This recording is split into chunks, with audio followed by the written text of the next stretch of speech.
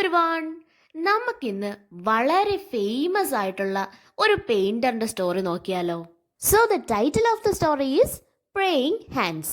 Praying hands, പ്രാർത്ഥിക്കുന്ന കൈകൾ. നമുക്ക് നല്ലത് വരാനല്ലേ എല്ലാവരും പ്രാർത്ഥിക്കുന്നത്. അപ്പൊ അതിനെ പറ്റിയിട്ട് എന്തോ ആണ് ഇതിൽ പറയുന്നത്. So let's start. അപ്പൊ കഥ നടക്കുന്നത് 15th സെഞ്ച്വറിയിലെ ജർമ്മനിയിലുള്ള ഒരു വില്ലേജിലാണ്. ഈ വില്ലേജിലാണ് ഡ്യൂറർ ഫാമിലി താമസിക്കുന്നത്. അതേ ഡ്യൂറർ ഫാമിലിയിൽ നടക്കുന്ന ഒരു കാര്യത്തെ പറ്റിയാണ് നമ്മൾ ഇന്നിവിടെ പഠിക്കാൻ പോകുന്നത്. ഈ ഫാമിലിയിൽ ആരൊക്കെ ഉണ്ടെന്ന് പറഞ്ഞാൽ ഒരച്ഛനുണ്ട്, 18 മക്കളുമുണ്ട്. അതെ, 18 മക്കളാണുള്ളത്. അപ്പോൾ ഒരച്ഛൻ എങ്ങനെ ഈ 18 മക്കളെ ഒരുമിച്ച് ഇങ്ങനെ നോക്കിപ്പോരും? ഭയങ്കര പാടായിരിക്കും അല്ലേ? ഈ അച്ഛൻ്റെ ജോലി എന്ന് പറഞ്ഞാൽ he was A gold Smith. Gold Smith എന്ന് വെച്ചാൽ സ്വർണ്ണപ്പണിക്കാരൻ. ഈ ഗോൾഡ് സ്മിത്തിന് ഒരുപാട് പൈസ ഉണ്ടെങ്കിലല്ലേ ഈ 18 മക്കളെയും ഒരു പ്രശ്നവും ഇല്ലാണ്ട് നന്നായിട്ട് നോക്കാനായിട്ട് പറ്റൂ. പക്ഷേ ഈ 18 മക്കളുണ്ട്, പുള്ളിക്കാരൻ എന്ത് ചെയ്യാനാ? അങ്ങനെ 18 മണിക്കൂറോളം പണിയെടുത്താൽ മാത്രമേ അയാൾക്ക് വേണ്ടുന്ന പൈസ ഈ അച്ഛന് കിട്ടുന്നുള്ളൂ. അങ്ങനെ വളരെ കഷ്ടപ്പെട്ട് ജീവിച്ചുകൊണ്ടിരിക്കുന്ന സമയത്താണ് ആ കുടുംബത്തിലെ ഡ്യൂറർ ഫാമിലിയിലെ മൂത്ത 2 ആൺമക്കൾ ഒരു കാര്യം പറയുന്നത്. അവർക്ക് വളരെ കാലമായിട്ട് ഒരു ഡ്രീമുണ്ട്. ഈ ഡ്രീം എന്ന് പറയുന്നത് ടു ബിക്കം അൻ ആർട്ടിസ്റ്റ്, ഒരു ആർട്ടിസ്റ്റ് ആവണം എന്നുള്ള ഒരു ഡ്രീം അവർക്ക് എന്നും ഉണ്ട്. അപ്പോൾ അത് പേഴ്സ്യൂ ചെയ്യാനായിട്ട്, അത് ഫുൾഫിൽ ചെയ്യാനായിട്ട് അവർക്ക് അക്കാഡമിയിൽ പോയി പഠിച്ചേ പറ്റൂ. ഈ 2 ബ്രദേഴ്സിൻ്റെ പേരാണ് ഓൾബ്രെക്റ്റും ആൽബർട്ടും. അങ്ങനെ ഈ 2 ബ്രദേഴ്സ് ഇങ്ങനെ തമ്മി എപ്പോഴും അവരുടെ ഡ്രീമിനെ പറ്റിയിട്ട് സംസാരിച്ചിട്ട് അവർക്ക് തന്നെ അറിയാം 18 hours, ഒരു ദിവസം 18 hours വർക്ക് ചെയ്താൽ മാത്രമേ അവരുടെ അച്ഛന് 2 അറ്റവും കൂട്ടിമുട്ടിക്കാനായിട്ട് പറ്റൂ. 18 മക്കളില്ലേ, അവർക്കെല്ലാം ഫുഡ് കൊടുക്കണ്ടേ? അപ്പം ഭയങ്കര കഷ്ടപ്പാടാന്ന് അവർക്കറിയാം. അങ്ങനെ ഇവർ തന്നെ ഒരു തീരുമാനത്തിലെത്തി. എന്താണെന്ന് വെച്ചാൽ നമുക്ക് കോയിൻ ടോസ് ചെയ്യാം. കോയിൻ ടോസ് ചെയ്യുമ്പോഴത്തേക്കും അതിനകത്ത് ആരാണോ ജയിക്കുന്നത്, ജയിക്കുന്ന ആൾ അക്കാഡമിയിൽ പോയി പഠിക്കട്ടെ. തോൽക്കുന്ന ആളുണ്ടല്ലോ, ആ ആൾ മൈനിൽ പോയിട്ട് വർക്ക് ചെയ്യണം. മൈനിൽ എന്ന് വെച്ചാൽ ഖനിയിൽ പോയി വർക്ക് ചെയ്തിട്ട് തൻ്റെ മറ്റേ ബ്രദറിന് അക്കാഡമിയിൽ അടയ്ക്കാനുള്ള ഫീസിന് വേണ്ടിയിട്ടുള്ള പൈസ എല്ലാം ഏൺ ചെയ്യേണ്ടത് തോറ്റുപോയ ബ്രദറാണ്. അപ്പോൾ 4 വർഷം കൊടുത്തിട്ടുണ്ട്. ഈ അക്കാഡമിയിൽ പോകുന്ന ബ്രദറിന് 4 വർഷം കൊടുത്തിട്ടുണ്ട്. ഈ 4 വർഷത്തിനുള്ളിൽ അക്കാഡമിയിലെ കോഴ്സ് എല്ലാം കംപ്ലീറ്റ് ചെയ്ത് തിരിച്ച് വില്ലേജിലേക്ക് വരണം. എന്നിട്ട് എന്ത് ചെയ്യണമെന്ന് പറഞ്ഞാൽ, നമുക്ക് ജോലിക്ക് പോകുന്നൊരു ബ്രദറില്ലേ, മൈനിൽ ജോലിക്ക് പോകുന്നത്, ആ ബ്രദറിനെ തിരിച്ച് അക്കാഡമിയിലേക്ക് വിടണം. എന്നിട്ട് 4 വർഷം ഈ ബ്രദർ അക്കാഡമിയിൽ പോയി പഠിക്കും. ആ പഠിക്കുന്ന സമയത്തേക്കുള്ള ഫുൾ ചെലവും ചെയ്യേണ്ടത് ആദ്യമേ അക്കാഡമിയിൽ പോയി പഠിച്ച ബ്രദറാണ്. അപ്പോൾ പൈസ തികഞ്ഞില്ലെങ്കിലോ? തികഞ്ഞില്ലെങ്കിൽ എന്ത് ചെയ്യും? ഇതുവരെ മൈനിൽ പണിയെടുത്ത ബ്രദറല്ലേ ഇപ്പം അക്കാഡമിയിൽ പോയേ. അതുകൊണ്ട് ആദ്യമേ അക്കാഡമിയിൽ പോയ ബ്രദർ വീണ്ടും മൈനിൽ പണിയെടുക്കട്ടെ, കുഴപ്പമില്ല. ഇതാരെന്ന് അവർ തമ്മിൽ വെച്ച പാക്ട് എന്ന് പറയുന്നത്. അങ്ങനെ എന്തായാലും ഒരു ദിവസം ഇവർ ടോസ് ഇട്ടതിൽ ജയിച്ചത് ഓൾബ്രെക്റ്റ് ആണ്. അങ്ങനെ ഓൾബ്രെക്റ്റ് അക്കാഡമിയിലേക്ക് പോകാനും തീരുമാനിച്ചു. ടോസിൽ തോറ്റ ആൽബർട്ട് മൈനിൽ പോയി ജോലിയെടുത്ത് ഓൾബർട്ടിന് വേണ്ടിയിട്ടുള്ള പൈസ അയക്കാനും തീരുമാനിച്ചു. നമ്മുടെ ഓൾബർട്ട് ഭയങ്കര ഹൈലി ടാലൻറ്റഡ് ആയിട്ടുള്ള ഒരു ആർട്ടിസ്റ്റ് ആയിരുന്നു. പ്രൊഫസേഴ്സ് വരെ അവൻ്റെ മുന്നിൽ തോറ്റു പോകുന്ന അവസ്ഥയായിരുന്നു. അവൻ തൊടുന്നതെല്ലാം നല്ല സൂപ്പറായിട്ടുള്ള ആർട്ട് വർക്കായിട്ട് മാറി.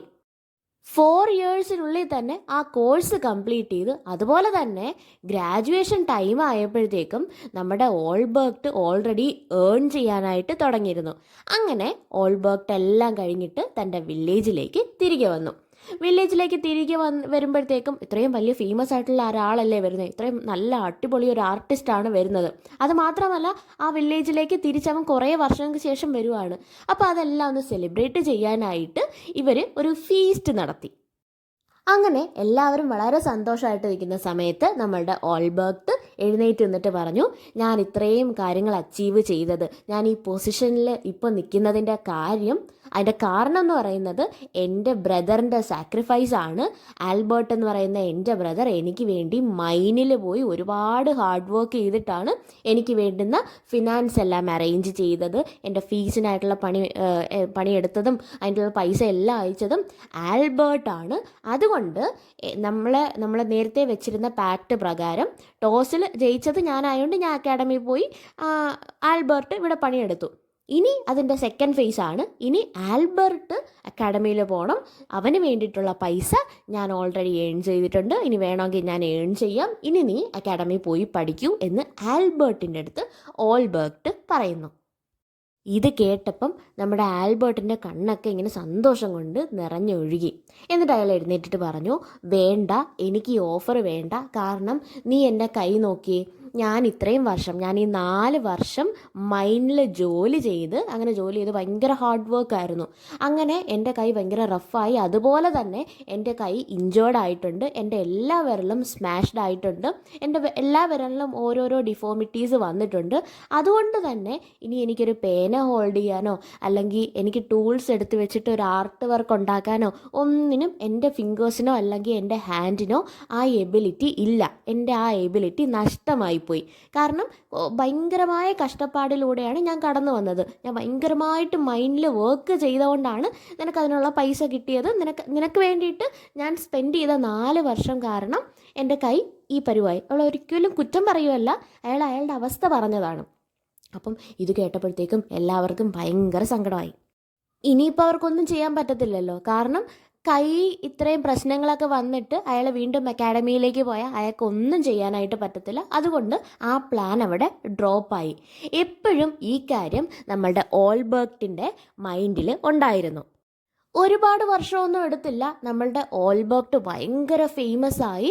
അദ്ദേഹത്തിൻ്റെ വർക്ക്സൊക്കെ ടോപ്പ് മ്യൂസിയംസിനകത്തൊക്കെ എക്സിബിറ്റ് ചെയ്തു.